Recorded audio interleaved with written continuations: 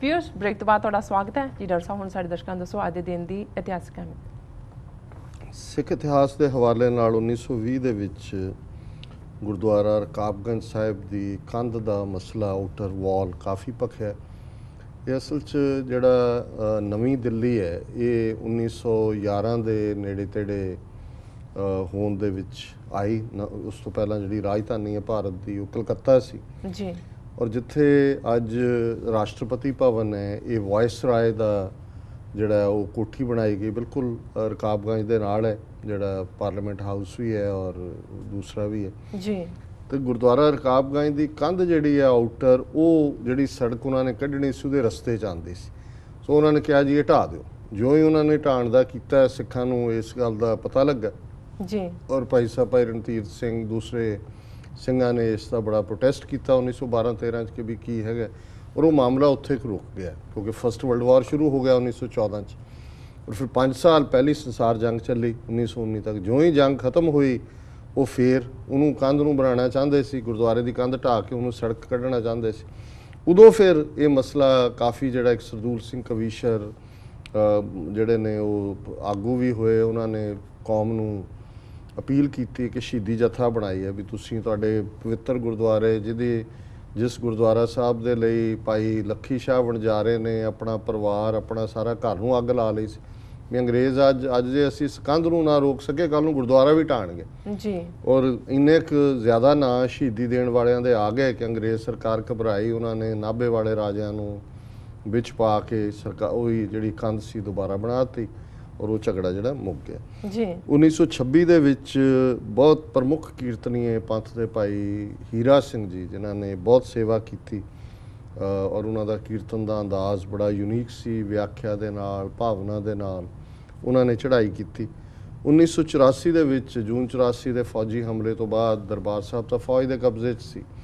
ਸੋ 5 ਸਿੰਘ ਸਾਹਿਬਾਨ ਨੇ ਗਿਆਨੀ ਕਿਰਪਾਲ ਸਿੰਘ ਜਥੇਦਾਰ ਅਕਾਲ ਤਖਤ ਸਾਹਿਬ ਸਿੰਘ ਚਮਕ ਹੈਡ ਗ੍ਰੰਥੀ ਹਰਮੰਦਰ ਸਾਹਿਬ ਇਹਨਾਂ ਨੇ ਫਿਰ ਪਹਿਲਾ ਇਕੱਠ ਜਿਹਨੂੰ ਉਹਨਾਂ ਨੇ ਵਿਸ਼ਵ ਸਿੱਖ ਕਨਵੈਨਸ਼ਨ ਦਾ ਨਾਂ ਦਿੱਤਾ ਉਹ ਗੁਰਦੁਆਰਾ ਸ਼ਹੀਦਾਂ ਦੇ ਵਿੱਚ ਰੱਖਿਆ ਗਿਆ ਜੀ। ਮੈਨੂੰ ਵੀ ਉਸ ਇਕੱਠ 'ਚ ਜਾਣ ਦਾ ਮੌਕਾ ਮਿਲਿਆ। ਹਾਲਾਂਕਿ ਬੱਸਾਂ ਟ੍ਰੇਨਾਂ ਸਭ ਕੈਂਸਲ ਕਰ ਦਿੱਤੀਆਂ ਗਈਆਂ ਸੀ। ਉਹਨਾਂ ਦਾ ਯਤਨ ਸੀ ਕਿ ਸਿੱਖ ਨਾ ਪਹੁੰਚਣ, ਲੇਕਿਨ ਲੱਖਾਂ ਦੀ ਗਿਣਤੀ 'ਚ ਸਿੱਖ ਉੱਥੇ ਪਹੁੰਚੇ ਔਰ ਉਸ ਇਕੱਠ ਦੇ ਵਿੱਚ ਜਿਹੜਾ ਅੱਜ ਦੇ ਦਿਨ ਹੋਇਆ 2 ਸਤੰਬਰ ਨੂੰ 30 ਸਤੰਬਰ ਤੱਕ ਦਾ ਅਲਟੀਮੇਟਮ ਦਿੱਤਾ ਗਿਆ ਸੀ ਸਰਕਾਰ ਨੂੰ ਕਿ ਉਹ ਫੌਜ ਕੱਢੇ ਬਾਹਰ ਹਰਮੰਦਰ ਸਾਹਿਬ 'ਚੋਂ, ਨਹੀਂ ਤਾਂ ਜਿਹੜਾ ਹੈ ਅਸੀਂ ਵੱਡੀ ਐਜੀਟੇਸ਼ਨ ਕਰਾਂਗੇ। ਸੋ ਉਸ ਤੋਂ ਪਹਿਲਾਂ ਉਹਨਾਂ ਨੇ ਉਹਨੂੰ ਵਕੇਟ ਕਰ ਦਿੱਤਾ ਔਰ ਇਸੇ ਹੀ ਇਕੱਠ ਦੇ ਵਿੱਚ ਗਿਆਨੀ ਜ਼ੈਲ ਸਿੰਘ, ਬੂਟਾ ਸਿੰਘ, ਸੰਤਾ ਸਿੰਘ, ਨਰੈਣ ਸਿੰਘ ਨਾਨਕਸਰ ਜੀ ਨੇ ਅਕਾਲ ਤਖਤ ਬਣਾਉਣ ਵੇਲੇ ਸੰਤਾ ਸਿੰਘ ਦੇ ਨਾਲ ਆਇਆ ਸੀ।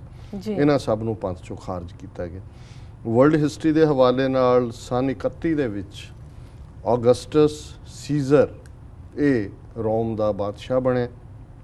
1192 ਦੇ ਵਿੱਚ ਕੁਰਦ ਮੂਲ ਦੇ ਸਲਾਦੀਨ ਜਿਹਨੇ ਕਿ ਕਿਉਂਕਿ ਜਦੋਂ ਅਸੀਂ ਈਸਾਈਆਂ ਮੁਸਲਮਾਨਾਂ ਦੇ ਟਕਰਾਅ ਦੀ ਹਿਸਟਰੀ ਦੇਖਦੇ ਹਾਂ ਕਰੂਸੇਡਰਸ ਵਰਸਸ ਉਹਦੇ 'ਚ ਇਸਲਾਮ ਦੇ ਪੱਖ ਤੋਂ ਮਿਡਲ ਈਸਟ ਸਲਾਦੀਨ ਬਹੁਤ ਵੱਡਾ ਜਨਰਲ ਹੋਇਆ ਔਰ ਇੰਗਲੈਂਡ 'ਚੋਂ ਬਾਹਰੋਂ ਜਿਹੜੀਆਂ ਇਹ ਕਰੂਸੇਡ ਜਾਂਦੀਆਂ ਸੀ ਉਹਨਾਂ ਦੇ ਵਿੱਚ ਕਿੰਗ ਰਿਚਰਡ ਜਿਹਨੂੰ ਲਾਇਨ ਹਾਰਟਡ ਵੀ ਕਹਿੰਦੇ ਨੇ ਇਹਨਾਂ ਦਾ ਟਕਰਾਅ ਵੀ ਹੋਇਆ। ਸਲਾਦੀਨ ਨੇ ਇਹਨੂੰ ਡਿਫੀਟ ਵੀ ਦਿੱਤੀ ਪਰ 1192 ਦੇ ਵਿੱਚ ਇਹਨਾਂ ਦੋਨਾਂ ਨੇ ਕਿੰਗ ਰਿਚਰਡ ਔਰ ਸਲਾਦੀਨ ਨੇ ਆਪਸ ਦੇ ਵਿੱਚ ਸੀਜ਼ ਫਾਇਰ ਕੀਤਾ, ਜੰਗਬੰਦੀ ਕੀਤੀ ਜੀ। 1666 ਦੇ ਵਿੱਚ ਇੱਕ ਬੜੀ ਜ਼ਬਰਦਸਤ ਅੱਗ ਲੰਡਨ ਦੇ ਵਿੱਚ ਲੱਗੀ ਜਿਹਦੇ 'ਚ ਕਿ 13,000 ਘਰ ਜਿਹੜੇ ਨੇ ਉਹ ਸੜ ਕੇ ਸਵਾਹ ਹੋਏ।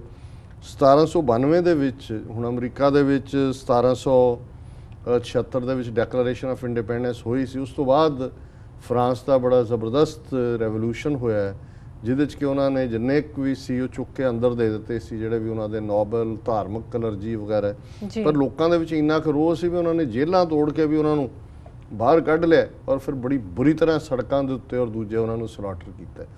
ਪੰਜਾਬ ਦੇ ਵਿੱਚ ਵੀ ਜੋ ਹਾਲਾਤ ਬਣਦੇ ਜਾ ਰਹੇ ਨੇ ਮੈਨੂੰ ਕਈ ਪੁੱਛਦੇ ਨੇ ਹੁਣ ਵੀ ਜਦੋਂ ਮੈਂ ਫਰੀ ਮੌਡ ਸੀ ਬਾਅਦ ਦੇ ਵਿੱਚ ਡਿਸਕਸ਼ਨ ਹੋਈ ਕਿ ਜੀ ਕਦੋਂ ਤੱਕ ਚੱਲੇਗਾ ਕਿ ਇੱਦਾਂ ਹੀ ਸਿੱਖ ਦੱਬ ਜਾਣਗੇ। ਮੈਂ ਕਿਹਾ ਨਹੀਂ ਜੀ, ਮੈਂ ਕਿਹਾ ਉਹ ਵਕਤ ਆ ਜਾਂਦਾ ਹੁੰਦਾ ਹੈ ਜਦੋਂ ਕਿ ਫਿਰ ਲੋਕ ਜਿੱਥੇ ਮਰਜ਼ੀ ਲੁਕੇ ਹੋਣ ਘੜੀਸ ਕੇ ਬਾਹਰ ਲਿਆਉਂਦੇ ਲੱਭ ਕੇ ਪਤਾ ਹੁੰਦਾ ਵੀ ਕੌਣ ਕੀ ਹੈ ਜੀ, ਕਿਹਨੇ ਲੁੱਟਿਆ, ਕਿਹਨੇ ਖਾਧਾ, ਕਿਹਨੇ ਪੰਥ ਨੂੰ ਵੇਚਿਆ, ਕਿਹਨੇ ਧਰੋਹ ਕੀਤਾ।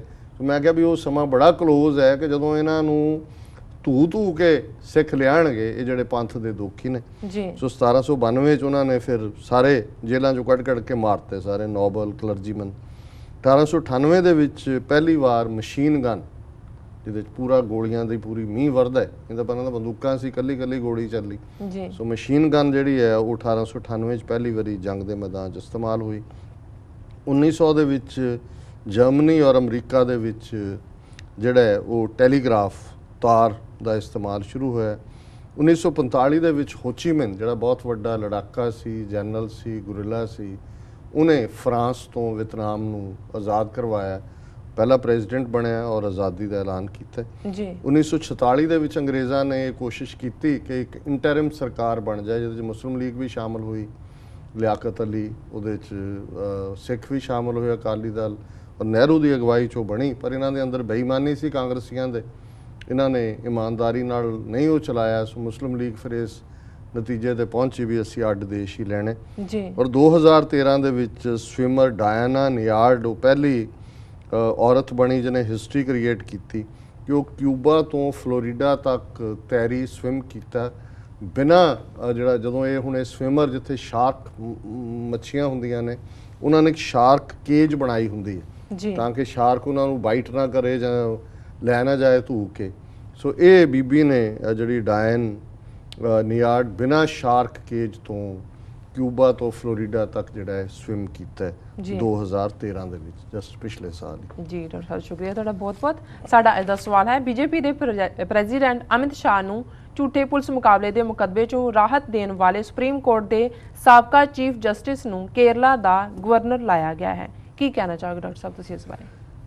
ਦੇਖੋ ਅੱਛੇ ਦਿਨ ਆ ਗਏ, ਮੋਦੀ ਆਏਗਾ, ਅੱਛੇ ਦਿਨ ਆਣਗੇ। ਸੋ ਇਹਨਾਂ ਨੇ ਇਹ ਦੇਖਿਆ ਕਿਉਂਕਿ ਆਰਐਸਐਸ ਦੇ ਵੱਡੇ ਥਿੰਕ ਟੈਂਕ ਦੇ ਬਹੁਤ ਸਾਰੇ ਲੋਕ ਨੇ ਜਿਹੜੇ ਪਲਾਨ ਕਰਦੇ ਨੇ ਕੀ ਕੀਤਾ ਜਾਏ ਜੀ। ਸੋ ਇਹਨਾਂ ਨੇ ਕਨਕਲੂਡ ਕੀਤਾ ਕਿ ਮਨਮੋਹਨ ਸਿੰਘ ਸਰਕਾਰ ਦੇ 10 ਸਾਲ ਭਾਵੇਂ ਆਰਥਿਕ ਪੱਖ ਤੋਂ ਮਾੜੇ ਨਹੀਂ ਸੀ, ਡਿਵੈਲਪਮੈਂਟ 9% ਤੋਂ ਸ਼ੁਰੂ ਹੋ ਕੇ 5% ਤੱਕ ਰਹੀ, ਦੁਨੀਆ 'ਚ ਮੰਦੀ ਰਹੀ, ਭਾਰਤ 'ਚ ਇੰਨਾ ਮਾੜਾ ਅਸਰ ਨਹੀਂ ਹੋਇਆ ਜੀ।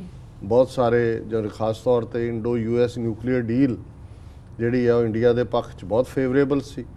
ਹਾਲਾਂਕਿ ਉਹਦੇ 'ਚੋਂ ਸਿੱਖਾਂ ਬਾਰੇ ਤਾਂ ਕੁਛ ਨਹੀਂ ਸੀ ਨਿਕਲਣਾ, ਉਹ ਤਾਂ ਪਹਿਲਾਂ ਵੀ ਨਹੀਂ ਸੀ ਨਿਕਲਿਆ, ਉਹ ਨਿਕਲਿਆ ਵੀ ਨਹੀਂ ਕੁਛ ਵੀ। ਪਰ ਇਹਨਾਂ ਨੇ ਇਹ ਕਨਕਲੂਡ ਕੀਤਾ ਵੀ ਜਿਹੜੇ ਮਨਮੋਹਨ ਸਿੰਘ ਸਰਕਾਰ ਦੀ ਬਦਨਾਮੀ ਹੋਈ ਜਾਂ ਜਿਹਦੇ ਥੱਲੇ ਉਹਨਾਂ ਨੂੰ ਬਹੁਤ ਨਮੋਸ਼ੀ ਸਹਿਣੀ, ਉਹ ਸੀ ਜੁਡੀਸ਼ਰੀ। ਕਿ ਸੁਪਰੀਮ ਕੋਰਟ ਦੇ ਜੱਜਾਂ ਨੇ ਜਿਹਨੂੰ ਐਗਰੈਸਿਵ ਜੁਡੀਸ਼ਰੀ ਕਹਿੰਦੇ ਨੇ, ਕੋਲ ਸਕੈਂਡਲ ਹੋਏ, ਟੈਲੀਕਾਮ ਸਕੈਂਡਲ ਹੋਏ, CBI ਦੇ ਮੁਖੀ ਦੀਆਂ ਸ਼ਰਤਾਂ ਹੋਣ, ਉਹਨਾਂ ਸਾਰਿਆਂ ਤੇ ਪੂਰੀ ਤਰ੍ਹਾਂ ਖਿੱਚਿਆ। ਨਤੀਜੇ ਦੇ ਤੌਰ ਤੇ ਉਹ ਬੇਬਸੇ ਹੋ ਗਏ ਜੁਡੀਸ਼ਰੀ ਦੇ ਸਾਹਮਣੇ ਜੀ। ਸੋ ਇਹਨਾਂ ਨੇ ਹੁਣ ਦੋਨੋਂ ਹੀ ਚੀਜ਼ਾਂ ਰੱਖੀਆਂ, ਕੈਰਟ ਗਾਜਰ ਇੱਕ ਹੱਥ ਦੂਜੇ 'ਚ ਡੰਡਾ। ਇਹਨਾਂ ਨੇ ਕਿਹਾ ਵੀ ਸਭ ਤੋਂ ਪਹਿਲਾਂ ਇਹਨੂੰ ਜੁਡੀਸ਼ਰੀ ਨੂੰ ਸੂਤ ਕਰੋ।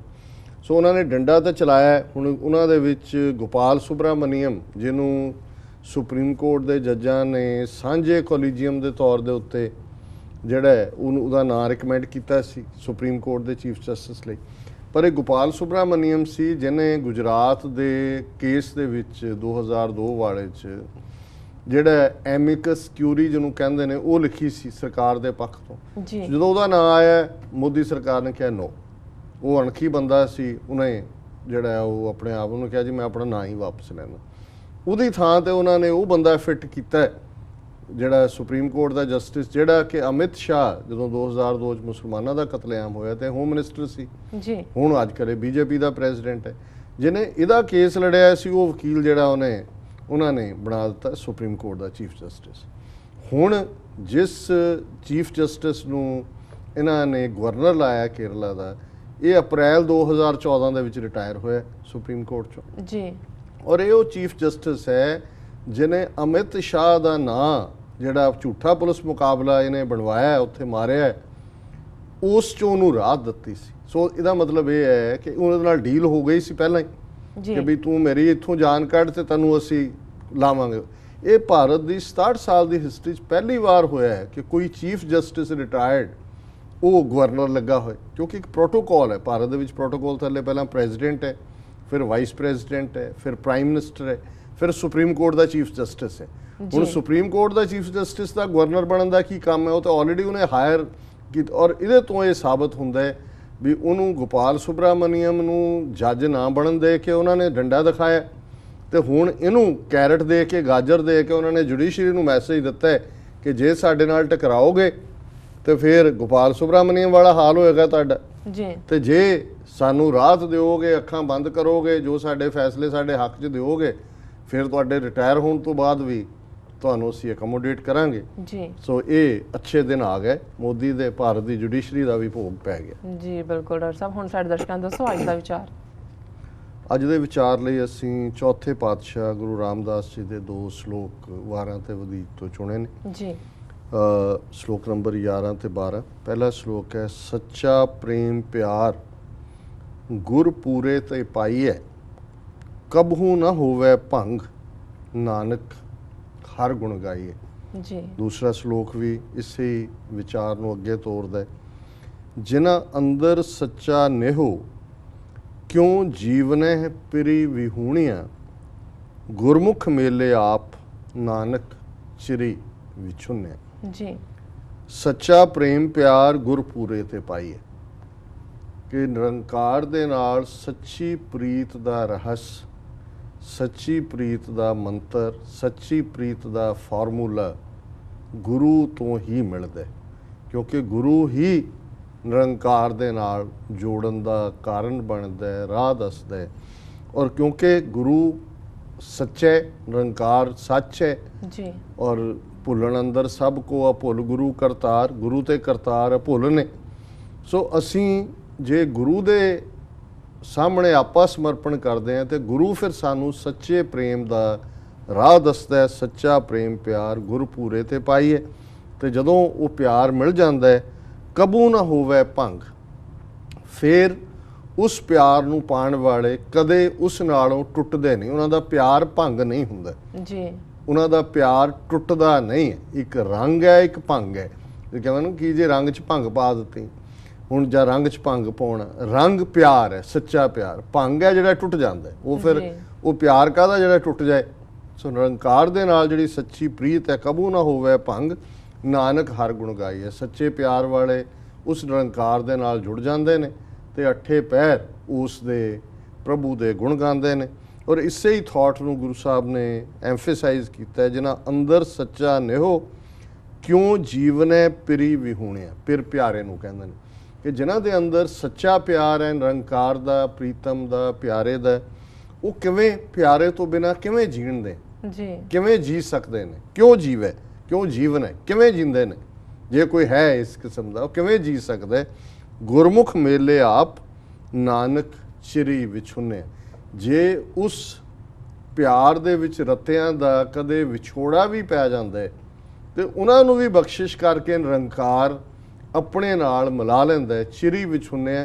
ਕਿਉਂਕਿ ਜਦੋਂ ਅਸੀਂ ਇਹ ਵੀ ਪੜ੍ਹਦੇ ਹਾਂ ਕਿ ਪੂਰਬ ਜਨਮ ਅੰਕੁਰ ਜਬ ਪ੍ਰਗਟੇ, ਭੇਟੇ ਪੁਰਖ ਰਸਕ ਬੈਰਾਗੀ, ਕਿ ਕਈ ਵਾਰ ਉਹ ਤੁਹਾਡੇ ਅੰਦਰ ਬੀਜ ਪਿਆ ਹੁੰਦਾ, ਅੰਕਰ ਫੁੱਟਣਾ ਕਹਿੰਦੇ ਨੇ, ਜਰਮੀਨੇਟ ਕਰਨ ਜੀ। ਜਦੋਂ ਕੋਈ ਜੀਵਨ ਦੇ ਅੰਦਰ ਰਸਕ ਪੁਰਖ, ਵੈਰਾਗੀ ਪੁਰਖ, ਰੱਬ ਦੇ ਪਿਆਰ ਵਾਲਾ ਸੱਜਣ, ਗੁਰਮੁਖ ਜੀਵਨ ਦੇ ਵਿੱਚ ਆਂਦਾ ਤੇ ਤੁਹਾਡੇ ਅੰਦਰ ਜਿਹੜੀ ਚਿਰੀ ਵਿਛੁੰਨਿਆ, ਜਿਹੜਾ ਇੱਕ ਵਿਛੋੜਾ ਸੀ, ਅੰਦਰ ਪ੍ਰੀਤ ਦਾ ਬੀਜ ਸੀ ਲੇਕਿਨ ਉਸ ਦਾ ਅਹਿਸਾਸ ਨਹੀਂ ਸੀ, ਤੇ ਉਸ ਰਸਕ ਬੈਰਾਗੀ ਪੁਰਸ਼ ਦੇ ਸੰਗ ਦੇ ਨਾਲ ਉਹ ਪੂਰਬ ਜਨਮ ਅੰਕੁਰ ਜਬ ਪ੍ਰਗਟੇ, ਫਿਰ ਉਹ ਅੰਕਰ ਪ੍ਰਗਟਦਾ ਹੈ ਤੇ ਉਹ ਗੁਰਮੁਖ ਮੇਲੇ ਆਪ, ਨਾਨਕ ਚਿਰੀ ਵਿਛੁੰਨਿਆ। ਗੁਰੂ ਨਾਨਕ ਸਾਹਿਬ ਚੌਥੇ ਨਾਨਕ ਫਰਮਾਉਂਦੇ ਨੇ ਕਿ ਉਹ ਨਿਰੰਕਾਰ ਆਪ ਕਿਰਪਾ ਕਰਕੇ ਚਿਰਾਂ ਤੋਂ ਵਿਛੜਿਆਂ ਨੂੰ ਆਪਣੇ ਨਾਲ ਮੇਲ ਲੈਂਦਾ। ਇਹ ਅੱਜ ਦਾ ਵਿਚਾਰ ਹੈ ਜੀ। ਡਾਕਟਰ ਸਾਹਿਬ ਤੁਹਾਡਾ ਬਹੁਤ ਬਹੁਤ ਸ਼ੁਕਰੀਆ, ਤੁਸੀਂ ਅੱਜ ਦਾ ਵਿਚਾਰ ਸਾਡੇ ਦਰਸ਼ਕਾਂ ਨਾਲ ਸਾਂਝਾ ਕੀਤਾ। ਇਸ ਨਾਲ ਆਪਣੇ ਵਿਊਅਰਸ ਕੋਲ ਲੈਣੇ ਇਜਾਜ਼ਤ। ਵਿਊਅਰਸ, ਸਾਡੇ ਪ੍ਰੋਗਰਾਮ ਦਾ ਸਮਾਂ ਇੱਥੇ ਸਮਾਪਤ ਹੁੰਦਾ। ਤੁਸੀਂ ਆਪਣੇ ਰਾਏ ਤੇ ਸੁਝਾਅ ਸਾਨੂੰ ਭੇਜਣਾ ਭੁੱਲਣਾ ਸਾਡੇ ਇਸ ਪਤੇ ਤੇ SOS@tv84.tv ਤੇ। ਅਸੀਂ ਆਪਣਾ ਪ੍ਰੋਗਰਾਮ ਲੈ ਕੇ ਫਿਰ ਦੁਬਾਰਾ ਹਾਜ਼ਰ ਹੋਵਾਂਗੇ। ਤਦ ਤੱਕ ਲਈ ਮੈਨੂੰ ਤੇ ਆਪਣੇ ਦਰਸ਼ਕਾਂ ਨੂੰ ਆਗਿਆ ਦਿਓ। ਵਾਹਿਗੁਰੂ ਜੀ ਕਾ ਖਾਲਸਾ, ਵਾਹਿਗੁਰੂ ਜੀ ਕੀ ਫਤਿਹ।